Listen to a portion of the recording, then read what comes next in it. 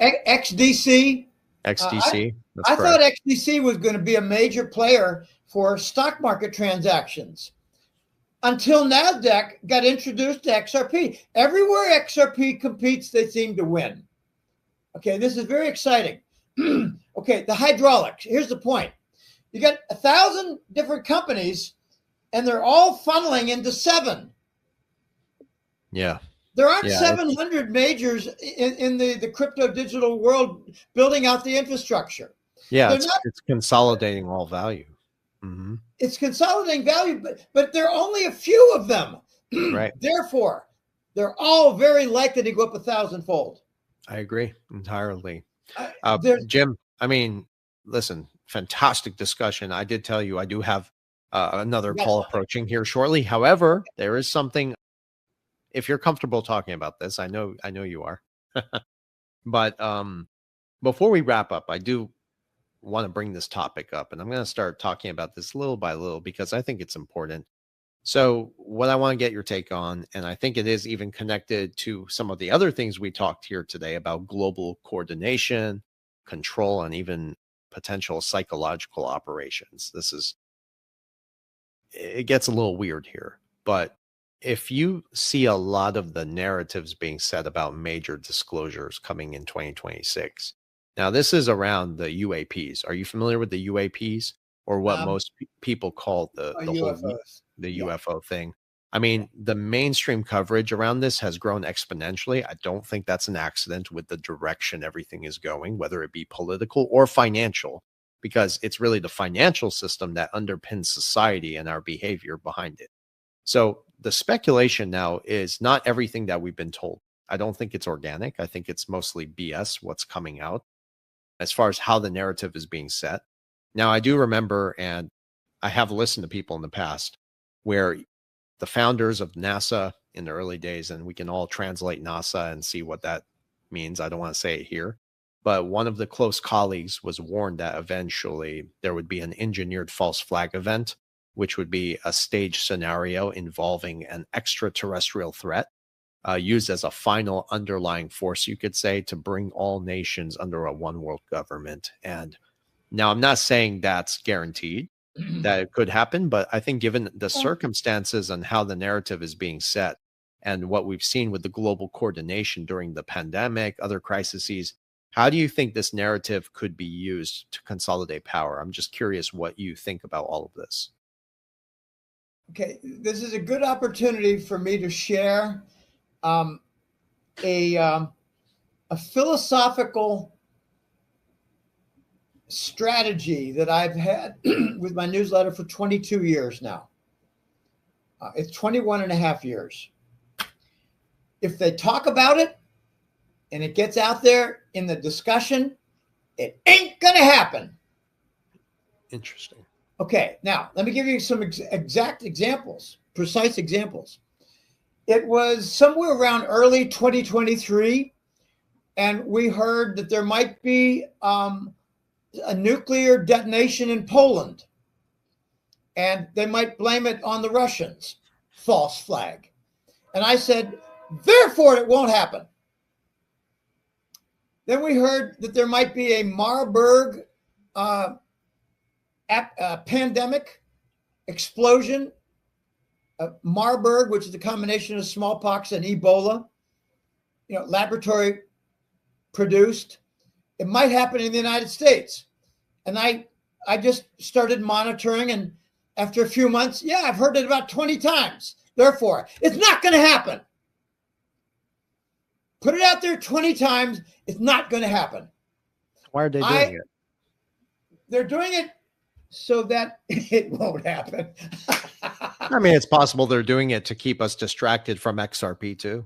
I think the white hats have a supercomputer simulation at work, and they realize the same thing I do. If you talk about it 20 times, it will not happen. So let's get the Marburg out there 20 times. Let's get the alien invasion out there 20 times. Maybe they'll do the attack and they'll do it on the sun, but they'll do it at night. I totally understand where you're coming from. Okay. No, I get it, Jim. But okay. one thing I know for certain is that the tech that you see and hear a lot about is real.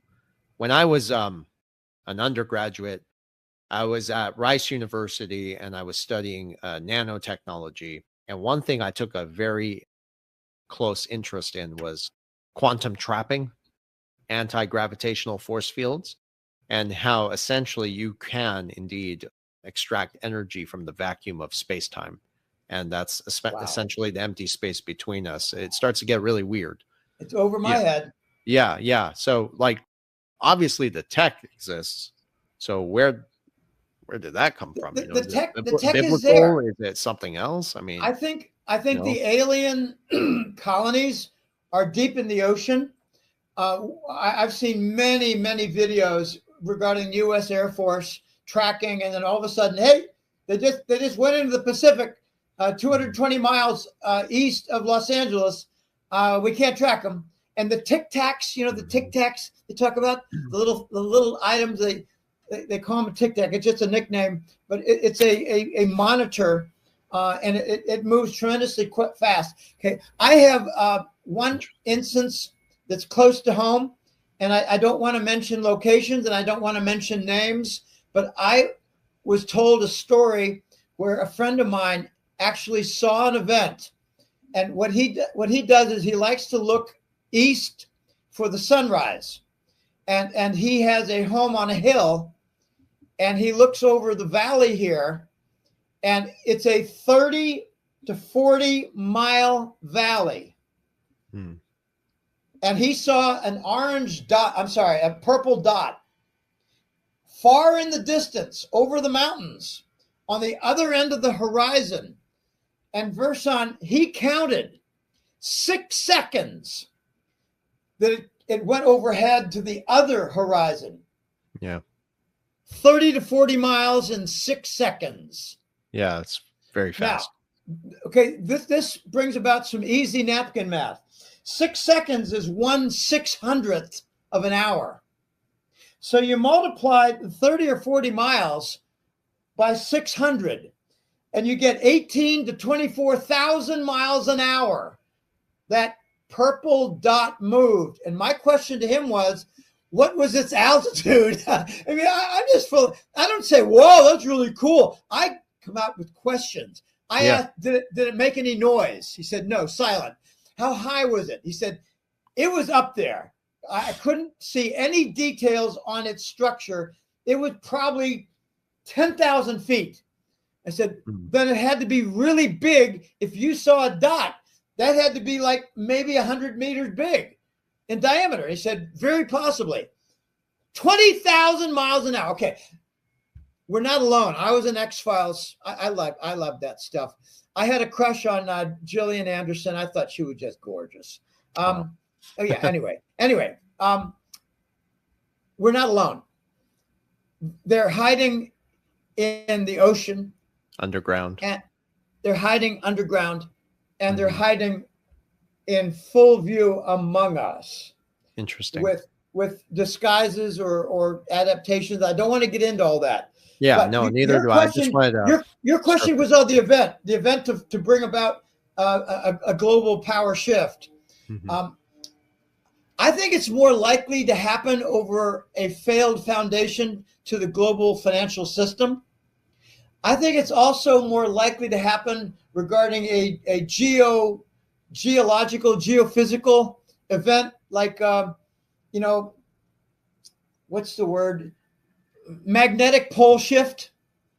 That's already a concern.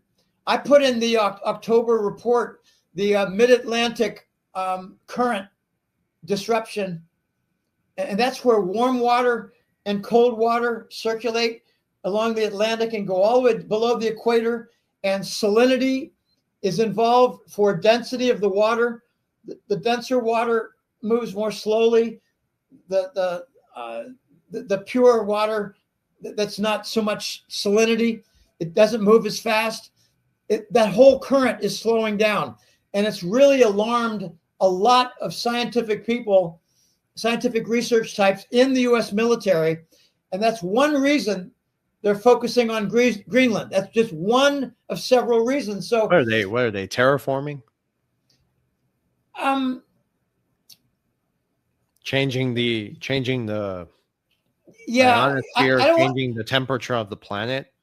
I don't think it's aliens. I don't think it's alien technology that's affecting the planet Earth. I think it's the human influence. It's pollution. It's garbage. It's not carbon dioxide. How stupid is that? That is stupid. And they're calling nitrogen and carbon dioxide pollutants, taking over farms. Okay, these are essentials for life, and that's why they're attacking them. They're essentials for life. Oh wow! Okay. When you see these scientific, what do you call it, science fiction movies like Blade Runner 2050. Oh, I've never seen a tree. That must be really beautiful. Okay, that's the fear. We're going to lose our trees. We're going to lose because of the carbon dioxide that's being attacked by these assholes like Bill Gates. I've got a joke, and it's not intended to be a joke. How many times do we have to execute Bill Gates? How many times? Oh, wow. Yeah. It's been 3 already. We're up to number 4. We're coming up to it. Supposedly. So, yeah. All right. So, okay. This was terrific. Thank you for answering that. I think it's the financial failure. That's the event. I appreciate that. Okay. I can see that. Certainly there's a reason to it. So I guess then the real question for the audience, it's not whether we're being visited, but whether the idea of being visited becomes really the final pretext to fully integrate us into a digital order, possibly. I'm not going to throw it out there either way. It's very clear. And from my insiders and friends I've spoken to, that 2026, you're going to see a lot of information come out. So, both in terms of what's been disclosed, what's going to be disclosed, and what's eventually going to be deployed. Jim, as always, Can I close with a brief comment on silver? Please. My apologies. I should ask. The word is unobtainium. The shortages are dire. They're drastic. They're severe. And we have already begun. The United States and Trump has already declared silver and a couple of other metals as a strategic national security asset. Mexico is doing the same. They're doing it in a lot different manner. Russia is not, I don't think they're sharing silver for export. I think China has already locked down. Okay, so we got 4 major nations. Mexico is a major nation. They've got close to half the silver production on the planet. Mexico is a silver mine with a bunch of land on top. Okay, that's Mexico. Okay, national security metal competition is coming for silver, and that'll take it to 200 or 300, 400. I can easily see that. I forgot to mention this, and I should have asked about it, because when I get a lot of this in the comments. Gold and silver are my 2 top buys. I've been buying platinum recently, but silver definitely complements gold. It has a monetary instrument and intrinsic value. Yes, we're going to see some squeezes. Paper market is coming to an end little by little, and blockchain will solidify that as well. But yeah, next time we'll talk about silver a little more deeper. And if anyone's looking to learn a little bit more information on silver, you can certainly follow Jim and even my dear friend Andy Scheckman. I know you and Jim, you and Andy spoke a while back. Yeah, we know each other. Yeah. Well, sure. Listen, it's been Andy's a great guy. Andy's a brilliant guy. I learned from him. I love Andy. Yeah, he's a good friend. Let me just say about gold and silver, don't be alarmed at the consolidation here. It got ahead. It went parabolic and went above its trend line. It has to calm down. It'll meet up with the moving averages and move upward again very soon. Don't know how long. They are. I mean, see, these conversations can go on for hours. Yeah. They are re-leveraging as well. So that's another side to it. So many interconnected reasons. But to your point, I certainly see that. But yeah, we'll have to golden-jackass.com. Okay. Support my work. I'm telling you, I'm too vocal. I'm too outspoken. I'm about the only guy who ever talks about money laundering as a financial channel for, like the NASDAQ stocks or for the Swiss banks. Golden-jackass.com. Help me out. Sign up for the newsletter. Make a donation. Get a consult call. I had a consult call scheduled earlier today. We're gonna have to make it a couple of days later. The guy had a problem. I've done 820 of them in 5 years, 6 years, almost 6 years now. Okay, it's a lot. They're a lot of fun, and they're boots on the ground. So we could go. I got to shut up. It's golden-jackass.com. Thanks for having me on, and I hope to see you again soon. No, I was going to say, you know what, man, we're already having this conversation, might as well, but this is something, again, the comments all the time, and including myself, what I appreciate so much about you is just how comfortable I am when I talk to you, but your honesty as well. You don't sugarcoat anything, and that's exactly what we need in these kind of times. People are hungry for the truth, including myself. We're searching for the truth. We're searching for understanding.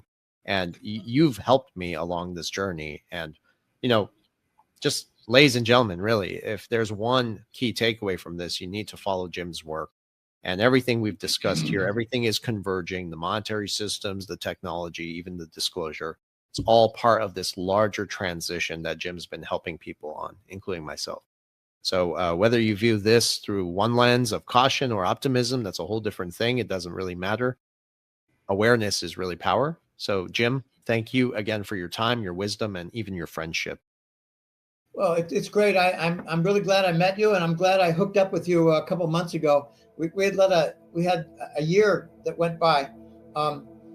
We're